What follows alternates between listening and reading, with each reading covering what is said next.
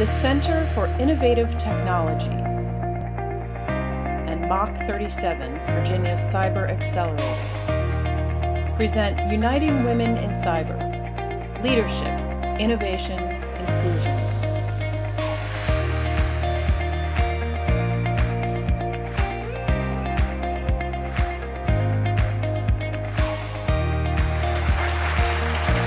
Thank you. Good afternoon, everybody. I want to thank everyone. I want to thank everyone for attending the CIT and the Mach 37's Uniting Women in Cyber.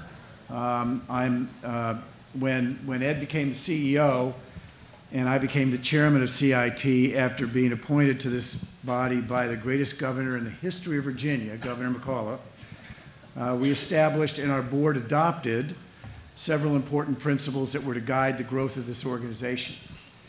We wanted to enhance the mission of CIT, that being leadership, innovation, and inclusion, by real, provable actions on the part of this organization. Thus, we adopted two guiding principles. First, that we spread the opportunity CIT provides to the communities of the Commonwealth throughout all of the Commonwealth. We sent this message clearly when we appointed Christy Morton as the head of CIT's policy committee. At the time, she was the head of the Center for Rural Development out of Richmond, Virginia. Second, we wanted to be actively and aggressively reach out to traditionally underrepresented members of our community. For Virginia, that meant the ranchers and the farmers, the miners, the students, people of color, and women. We believe that innovation and creativity should not be bounded by your station in life, by your color, by your religion, or by your sex.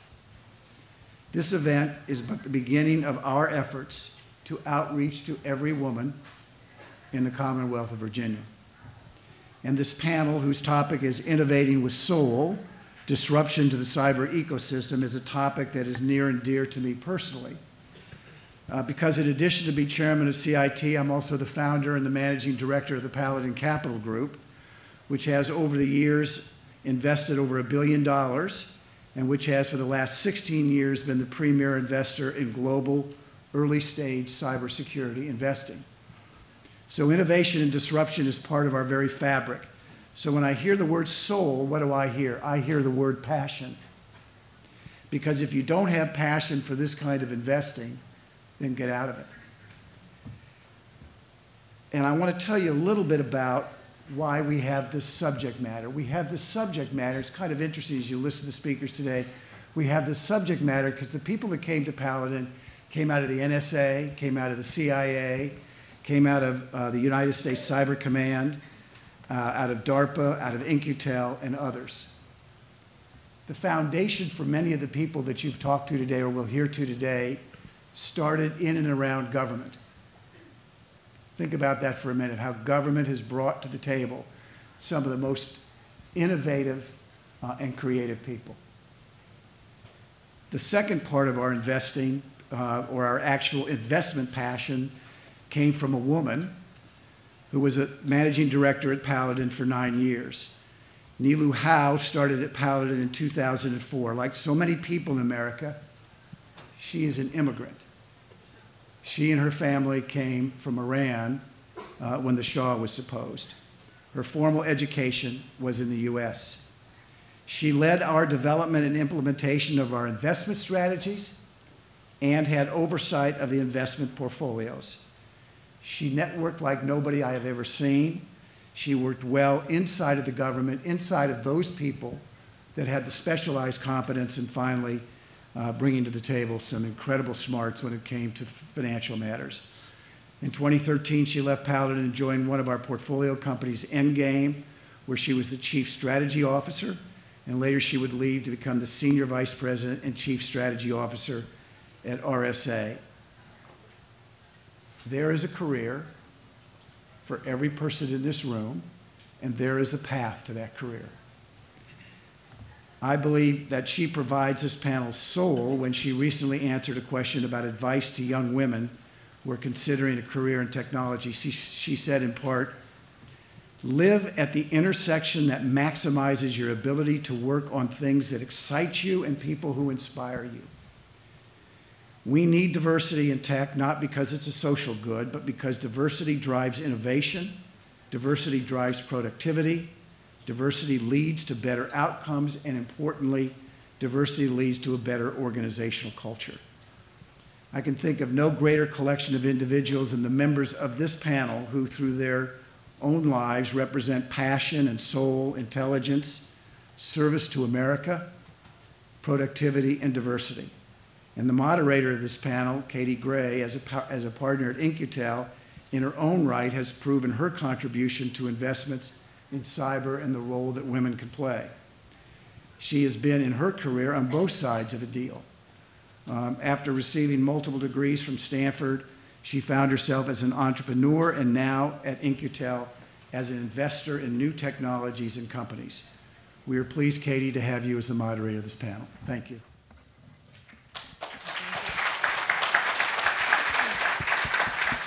Well, thank you very much, and it is my honor to be here today, and we've got a great panel. I think that we kind of lucked out getting to talk about innovation because, at least from my perspective, that is one of the most exciting parts about being in cybersecurity is looking forward, not only the ever-increasing kind of threat landscape, but also all the solutions that are out there to address that changing landscape. So before I get started with the panel, I just wanted to touch on a couple of things. First is sort of a little bit about In-Q-Tel. What is In-Q-Tel? Secondly, of course, I have to throw out a couple of statistics because that seems to be a requirement here on a panel. And then third, just want to give just a quick story of sort of my experience of kind of women in technology, women in innovation. So first, for those of you who don't know, In-Q-Tel is a strategic investor that is investing on behalf of agencies in the US intelligence community. So we were stood up about 20 years ago specifically by CIA to make investments on their behalf, now represent about 10 different agencies across the intelligence community. And we are kind of a hybrid investor, so we invest like a venture capitalist. We invest equity into startup companies. And we also are, we run work programs with these companies essentially with the idea of bringing innovation that is really coming out of the commercial sector, bringing that innovation into the intelligence community to further the capabilities of our national security agencies. So I'll just put a little plug out there that In-Q-Tel is a fantastic place to work. And women working in cybersecurity are, it's actually kind of hard to recruit anyone in cybersecurity, let alone women. So I encourage any of you to come talk to me or to Teresa afterward if you have any interest in kind of exploring what the roles are at In-Q-Tel. So I am one of three women who are on the investing team at In-Q-Tel, or three partners who are on the investing team. We have about, I think, 10 or 11 partners total.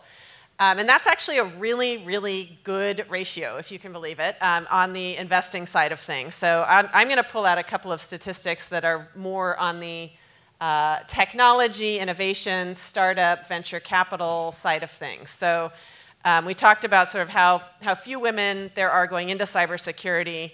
And this is sort of specific to kind of innovation in cybersecurity. But of the multiple billions of dollars that gets invested every year into technology companies, into cybersecurity companies in the United States, around the world, only 8% of the top 100 venture capitalists have even one woman partner.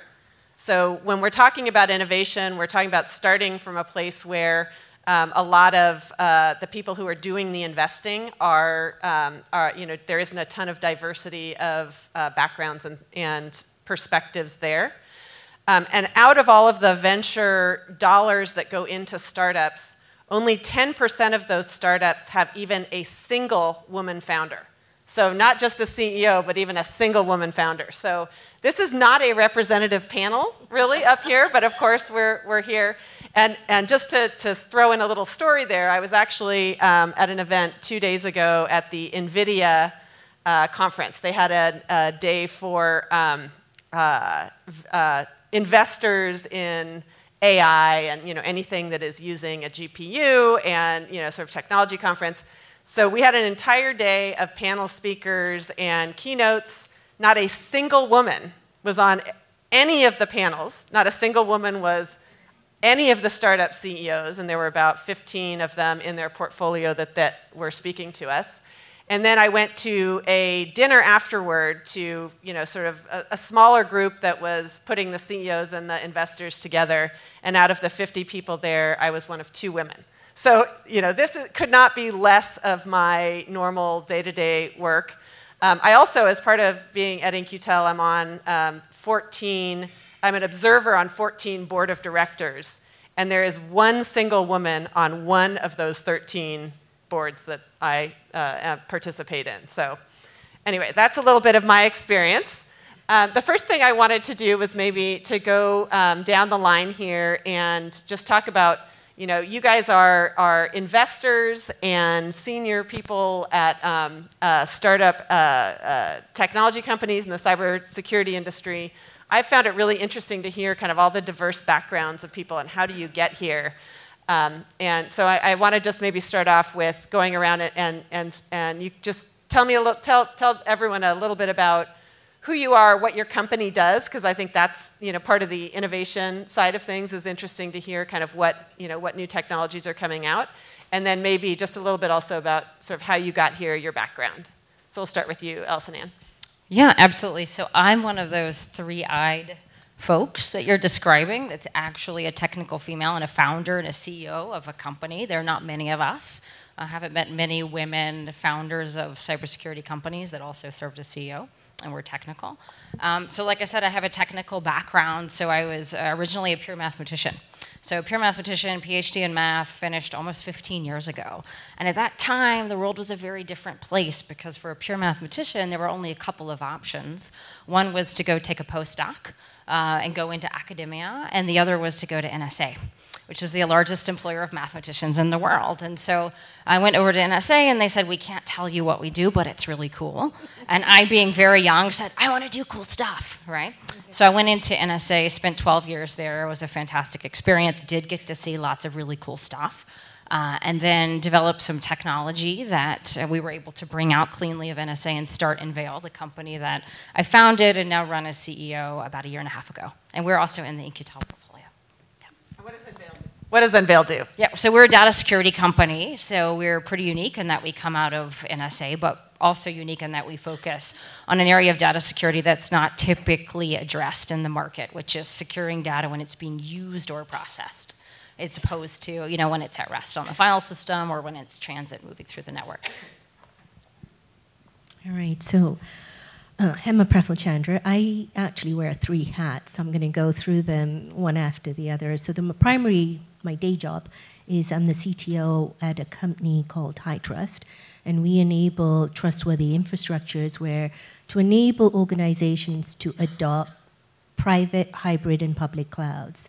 And the way we do that is by providing visibility, insights, and enforcement of security policies that's uniform across those cloud infrastructures. So everybody's on a journey to leverage, I would say is still a transformational technology like cloud, adopting cloud, but a lot of folks don't understand the implications when it comes to security and privacy. So we're helping them on that journey. So that's my first hat, that's the day job. The second hat I wear is I'm appointed by Department of Commerce to be on the visiting committee of advanced technology. So advise NIST, which is our National Institute of Standards and Technology, around the technologies that we should have measurement sciences around. So what should NIST work on? And if hopefully most of you know who NIST is, but they're the founders in terms of making sure that the cryptography we use is at a certain standard so that we have not only interoperability, but we have a quality that is measurable. And then the third hat that I wear is I'm on an advisory council for Trident Capital or Trident Cyber. So Trident Cyber is a focused VC firm that only looks at cybersecurity startups and does investments on those. In, from a journey perspective, from all the previous panels, right, mine was an accidental choice. So I was working at Sun Microsystems, and at that time I had actually was working on OSI. For those who still study OSI, wasn't popular domestically. And so the project or the effort moved to France where we had offices, and I had a choice, right? And I think the thing to recognize is that we all face different decisions every single day. But when you have one of those forks in your lives, you have to really pay attention. And I had a choice, stay with the company and work on something else, and the other something else was the operating system, or leave the company and continue on OSI at another startup or other companies that had decided to continue with that. And I chose the company, right, not necessarily the field at that time. And so when I stayed with Sun, I actually moved into operating system security components. And since then, no regrets. Sun gave me a huge opportunity to not only grow as a seasoned technologist, right, be able to innovate on lots of fronts, not only operating security, but firewalls, actually participated in public policy. So back then, we're talking early 90s, crypto was still treated as munitions. So we did public policy work to have it moved under Department of Commerce. We exported crypto to Russia as well as other countries. So there were many firsts, but you got the exposure. I filed my first patent and was granted. So I grew as a seasoned technologist, but also in parallel, I was able to grow as a leader, right? To make business cases, justify the investments, manage people, build the teams necessary to continue building the products that Sun was offering back then. long intro. No, you're fine. I'm Neil Sharoni, and I made my way into being a tech entrepreneur in kind of a different way. So I started out from the policy standpoint on cyber in the early 2000s, dealing with internet taxation and open internet. I basically wound up in cyber by being the person who was willing to take on the jobs no one else wanted to take on, and the topic areas no one else understood. So I worked in this tiny little office called the Critical Infrastructure Assurance Office prior to 9/11, before people knew what critical infrastructure was. I joke that's probably how I wound up there. And so I got to experience that, made my way through, helped do the stand-up of DHS, creating the department, starting their policy as it related to cyber and intel. Anyone who wants to ask questions about what that was like, I can wear you out with topics about that. And then I was privileged enough to serve in the White House. And so under President Bush, I served in the Homeland Security Council and was responsible for critical infrastructure policy, offensive and defensive cyber policy, and intelligence sharing with law enforcement. So I often joke I got all those easy topic areas. There's no controversy. Everything goes well. I left government. I went purposefully to a very small startup. I was going to run a P&L in their intelligence and cyber portfolio, and I was the last person who joined before we were acquired by a very large defense firm. So I wound up experiencing a defense firm. Got to run a P&L over there, made my way through the defense landscape, and ended helping run the corporate strategy for the US, as well as doing mergers and acquisitions. And so as part of that, it was my job to identify technology that our customer needed and to help figure out where we needed to be going as it related to that. And so innovation is something near and dear, and I have some funny stories as we get into it about what it means to be a woman in a British firm that is responsible for bringing in innovative technologies. A little challenging, but fun. And so eventually I left that and realized I wanted to create my own company and build my own thing. And was privileged enough to have a colleague that came out of the NSA.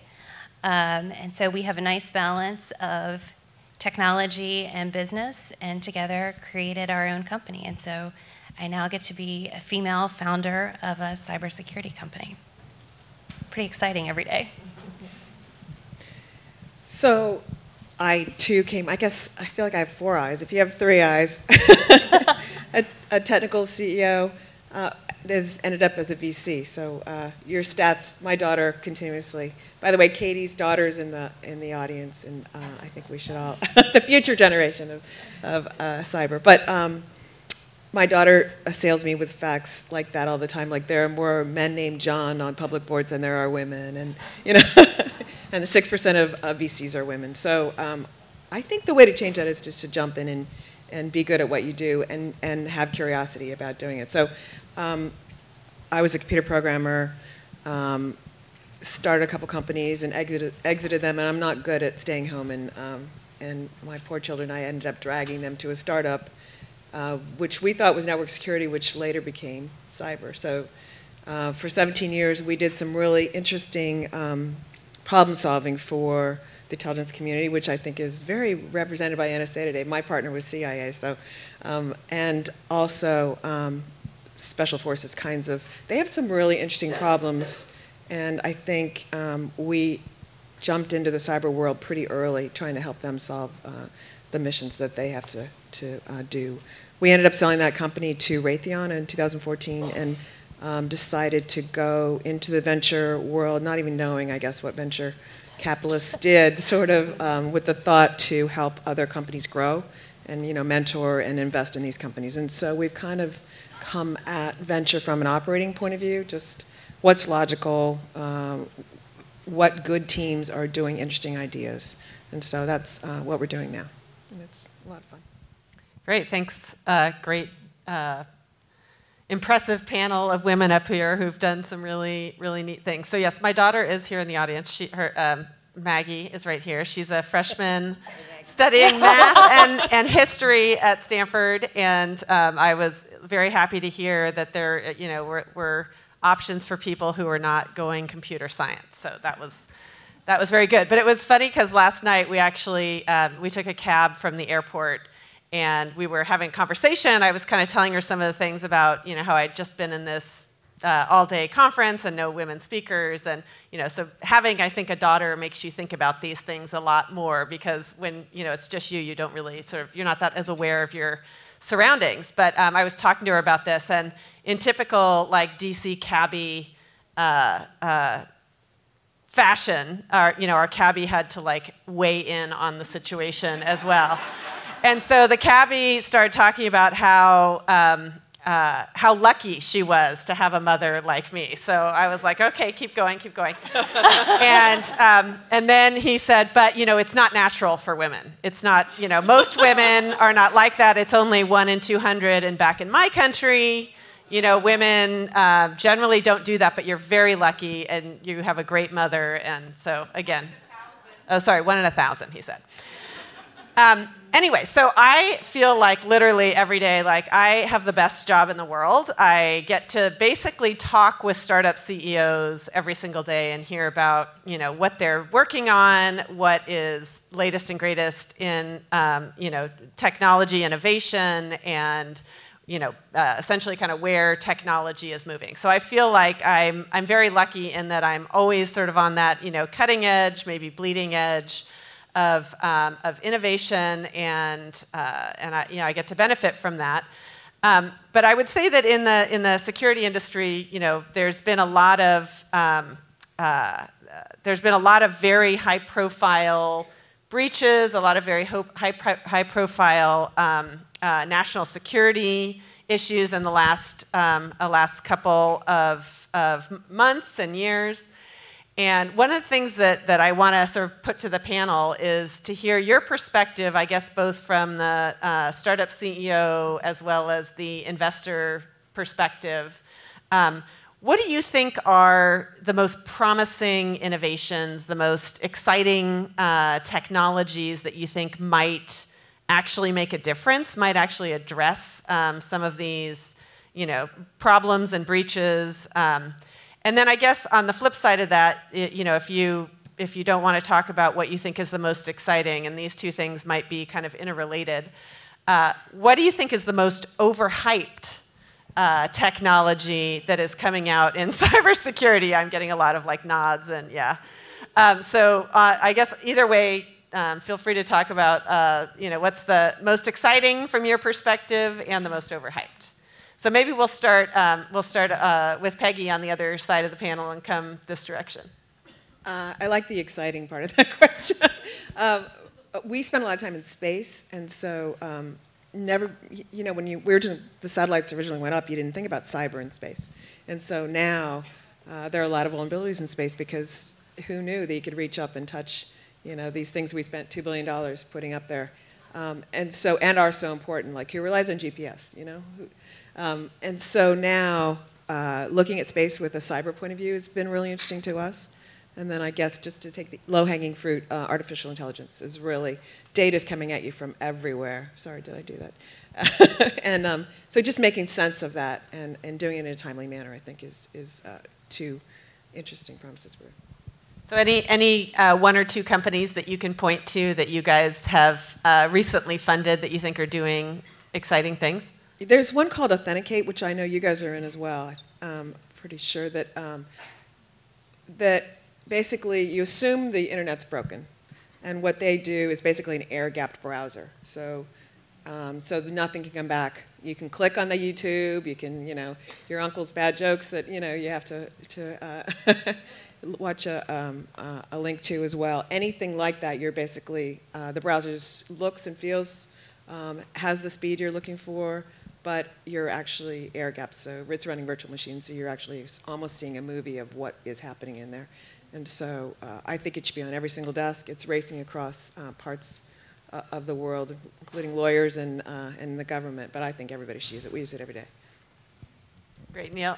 So in preparation, and not to embarrass some of the previous speakers, but we were talking about how everyone talks about new threats. And so I went back to look at some of the threats. And sadly, the scary thing is that the example I'm going to give you is 17 years old. And a lot of the previous panelists and I worked together 17 years ago on these things. And I'll spare all of you the details of how it was described, but the I love you virus, so I guess technically 18 years now because we're in 2018. I'll boil it down. So basically it was malware that overwrote files through protocols used by Windows. Right? And Sounds familiar. Yeah. So 17 years later, NotPetya, which is also WannaCry.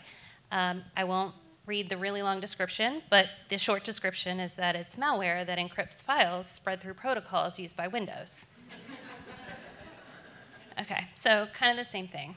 And so when I think of innovation, one of the things I think about is when we tend to talk about new technologies, what we're really talking about is faster, better way of doing the same thing. But very rarely do you hear about someone talking about doing a different thing. And so to me, that's the real difference as you look at innovative technologies in cyber is, are you just improving an existing thing, which don't get me wrong, is good, important, and needed, or are you doing something that's a different thing? And that's what I think is a much more challenging, but much more promising area to focus in when you're looking at an innovative cyber technology. And so a lot of the event orchestration and some of the different buzzwords that we're hearing are all about how you do the same thing faster, but not a new thing. Yeah, and with fewer people, right? So Yes. it's maybe also trying to address the gap in the workforce of cybersecurity. But, I'm not saying that's bad, but I agree but that innovation is rare, is more rare. Yes. So, to contradict. Well, if you look at some of the breaches, especially the recent ones, or a pattern of them, a lot of them are due to lack of applying what I would call basic hygiene. We all know what we should be doing. We just don't get to do it, right? And it's not because, sometimes it's because you have the resource gap, right? You don't have the people. Sometimes it's you don't have the time. Oftentimes it's you didn't get to it, right? Like you know you have to do it, but something more important seems to have taken up your cycles. So I actually think that being able to automate those routine or what I would say mundane tasks that we all understand is a critical innovation that we need to do, because we have to do it in a way that we can learn from the insights of the other tooling that's there. Try and emulate what the human might have done, right? So I'm not talking patching, I'm talking about sort of being able to have access controls or configuration hardening that's automated. That if an administrator forgets to do something and they left for the weekend, that the system will automatically bring back the hardening that was required. So things like that, right? We talk about encryption as a, it seems to be a catch-all for everybody. The answer to every security problem is maybe encrypt, and I know my next panelist will speak to it more as well. But I don't advocate encrypting everything, just for the record. Right? But there is a mindset, right? Everybody thinks that the answer is encryption, privacy, oh, encrypt, data loss, encrypt, right? So, but they don't understand the cost or even how to manage that encryption. And so one of the solutions we have is being able to have key management and encryption. And we realize that today, with our solution, the folks that are actually using encryption are your operating systems administrators, your Windows administrators that are now having to turn on encryption because that's part of their responsibilities, as opposed to what we used to have in the past, which was there was an elite group within your organization that actually understood cryptography and the implications of key management and getting it right.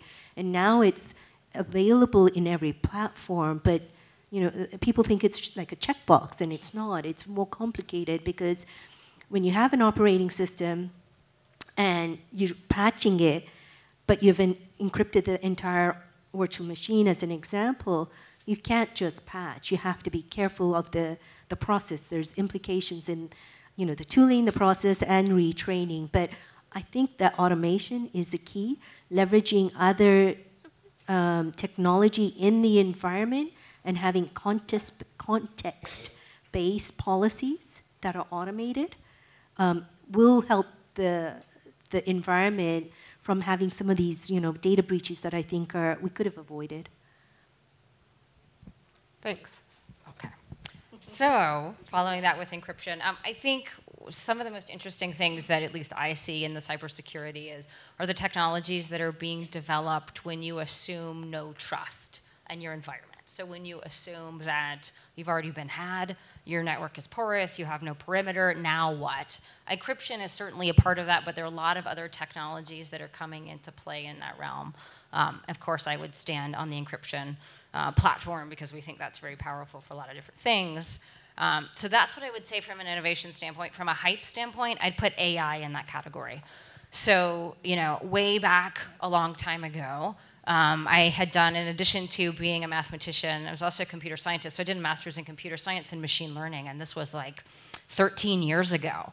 And so this was before ML was cool, and I actually did my thesis on neural networks because I thought it was interesting and nobody knew what the heck I was talking about. So now it's become the hot new thing, but in reality, the science hasn't quite caught up with the hype. That's my personal opinion from a technical perspective. So I would put AI in that bucket. Controversial, yeah. I know. Yeah, no. I hear that a lot, but we are investors, and so we always have to, go with the. And actually, what I have found is that, it's like big data 5 years ago. Like there isn't a single pitch that you see as an investor that does not include AI in it. Mine. Whether or not. Mine doesn't. I didn't see it. Include AI. Whether or not that it's actually applicable to the problem or, involved in the solution. What about the word cyber? We don't use cyber either. Overhyped, but important. But the fun thing is no one knows what cyber means. So my favorite thing to ask is, do you mean it as an adverb? Do you mean it as a noun? Is it an adjective? And everyone has it. They're like, well, it's cyber. Well, your idea of what cyber is and my idea of what cyber is may be absolutely different, and I don't know because we're just using the same term. Back to network security. Yeah. Yeah. So I identify with that completely because we're a data security company, but people put us under the umbrella of cybersecurity. And for someone that grew up in NSA TAO, for people who know what that is, that's not cyber, right? But that definition is really expanding. Yeah. So it's like data science and mathematics and statistics, and now we're rebranding everything, right? And I think earlier in the panel there was a concern about AI and machine learning or even automation having its impact on jobs. And I think, you know, not only is it hype, I think it's early, right? I think there is room for automation as well as AI and being able to have lots of data that allows us to be able to not have to apply humans at it, but be able to find patterns that are of interest and then do something about those patterns. So there is room. I just don't think we're mature enough in the field. And my bigger concern is that the more AI or algorithm-based technologies are adopted, who's going to make sure that the algorithms, and towards one of the situations we're dealing with now, isn't biased, right? How do we have confidence that the algorithms we're all using are not going to be manipulated to have an outcome that is in favor of the perpetrators, right? Like the perpetrators are becoming more and more sophisticated. They're going to use the same technology against our solutions that we're trying to use to be able to protect ourselves. So intended bias or non-intended bias, I mean, Exactly. How do you know? So there's innovation in that space that could be funded. Unfortunately, we are out of time. I really appreciate all of the insights in terms of the innovation and the hype and a little controversy on both of those things. It was our pleasure to be here, and we'll turn it over to our final speaker.